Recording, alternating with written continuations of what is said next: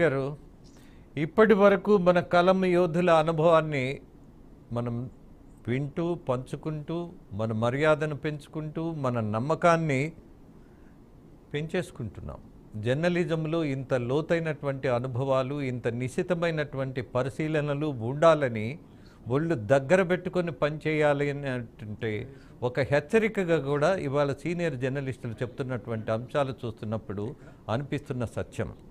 అలాగే మీరు జాతీయ స్థాయిలో జర్నలిస్టుల యూనియన్లు కూడా ఉపాధ్యక్షులుగా ఉన్నారు.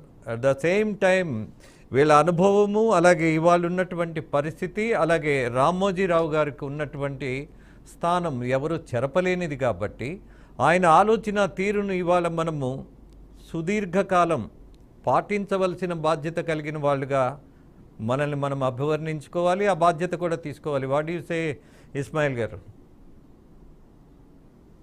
ముందుగా మీకు ప్యానెల్లో ఉన్నటువంటి సీనియర్ మిత్రులందరికీ కూడా హృదయపూర్వకమైన నమస్కారాలు తెలియజేస్తూ, తెలుగు నేలపైనే కాదు యావత్ భారతదేశం గర్వించేటట్టుగా ఒక తెలుగు పాఠకుల మధ్యనే కాకుండా దేశవ్యాపితంగా ప్రజల నాడిని కనిపెట్టి ఈ దేశానికి దిశానిర్దేశం చేసే విధంగా వార్తా కథనాలు అందించినటువంటి మహానుభావుడు, ఒక వ్యవస్థను వ్యక్తిగా మొదలుపెట్టి ఒక వ్యవస్థ నిర్మాణంలో చాలా కీలకంగా వ్యవహరించి చివరి శ్వాసతో పనిచేసినటువంటి ఒక ఈనాడు సంస్థ యజమాని రామోజీరావు గారు. ఆ సంస్థలో పనిచేసేటటువంటి అవకాశం నాకు కూడా కల్పించినందుకు ఇవాళ నేను మాట్లాడే అవకాశం కల్పించి ఆయన రుణం తీర్చుకోవడానికి అవకాశం కల్పించిన మీకు కృతజ్ఞతలు. వినమ్రంగా రామోజీరావు గారికి నివాళి అర్పిస్తా ఉన్నాను.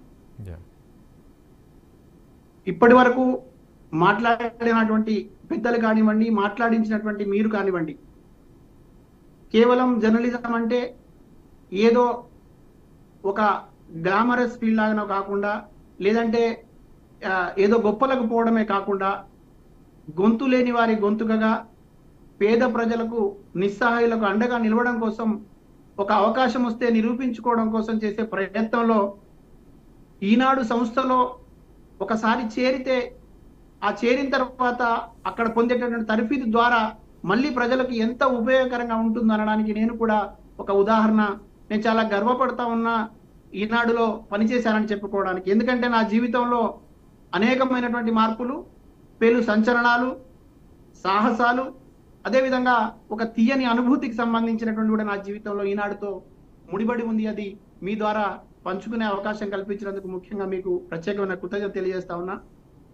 ఈనాడులో ఇప్పుడు మాట్లాడిన పెద్దలందరూ కూడా కొంచెం పై స్థాయిలో, డెస్క్ స్థాయిలో, అదేవిధంగా స్టాఫ్ రిపోర్టర్ల స్థాయిలో, తర్వాత రామోజీరావు గారికి స్వయంగా కలిసేటటువంటి అవకాశం ఉన్న స్థానాల్లో పనిచేసినారు. కానీ నేను ఒక గ్రామీణ ప్రాంతం, సూర్యాపేట జిల్లా నూతన్కల్ మండలానికి సంబంధించినటువంటి ఈనాడు విలేకరిగా అక్కడ ఖాళీలు ఏర్పడి దాన్ని ఈనాడు విలేకరిగా అవకాశం ఉంది, వచ్చి పరీక్ష రాయండి అని ఒక డేట్ అనౌన్స్ చేసినప్పుడు చాలా మంది పోటీ పడ్డారు. ఆ రోజు నాకంటే బాగా పెద్ద చదువులు చదివిన వాళ్ళు, ఆల్రెడీ ఉద్యోగాల్లో ఉన్నవాళ్ళు అందరు వెళ్ళినప్పటికీ సుమారు 60 మందికి పైగా ఆ రోజు పరీక్షలు రాస్తే ఒక వారం రోజుల తర్వాత ఫలితాలు వెల్లడించారు. అది కూడా అప్పటికి ల్యాండ్ ఫోన్, మా పక్క ఇంటి దగ్గర తెలిసిన వాళ్ళ ఇంట్లో ల్యాండ్ ఫోన్ ఉంటే ఆ నెంబర్ ఇచ్చి వచ్చాను. ఆ నెంబర్కి నన్ను ఆఫీస్కి రమ్మంటే వెళ్ళినప్పుడు రామోజీరావు గారు చెప్పాలనుకున్నటువంటి మాటలు అప్పటి డెస్క్ ఇన్ఛార్జ్ కృష్ణయ్య గారి ద్వారా నాకు వినపడ్డాయి. ఇప్పుడు ఈనాడు విలేకరిగా పనిచేయక ముందు 2 పత్రికల్లో పనిచేసినప్పటికీ కూడా ఈనాడు సంస్థలో చేరే రోజు నాకు చెప్పినటువంటి మాటలు ఇప్పటికీ గుర్తుగా ఉన్నాయి. చేరిన రోజు నుంచి నేను మళ్ళీ ఈనాడు చాలా ఉన్నాయి. ఇక్కడ ముఖ్యమైన అంశాన్ని నేను మీకు తెలియజేసే ప్రయత్నం చేస్తా. ఇది ఎందుకంటే చాలా మంది మిత్రులకు కూడా ఉపయోగకరంగా ఉంటుంది. తర్వాత మీరిందాక రామకృష్ణ గారిని అభినందించడం నిజంగా నాకు కొంత స్ఫూర్తినిచ్చింది. ఎందుకంటే నిజాలు మాట్లాడాలి, వాస్తవాలు చెప్పాలి.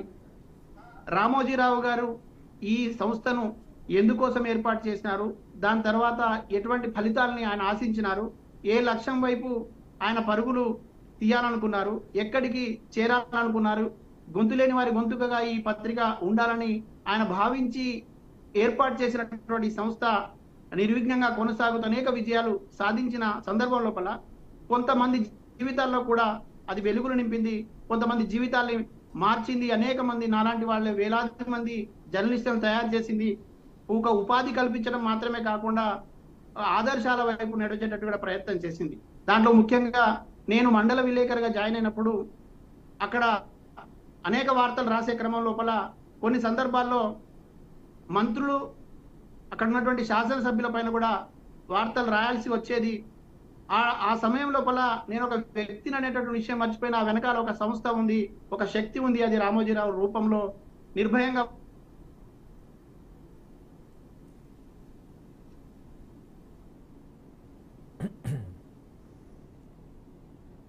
ఎస్ ఇస్మాయిల్ గారు, some technical problem with you. Me wifi problem ఏదో ఉన్నట్టుంది.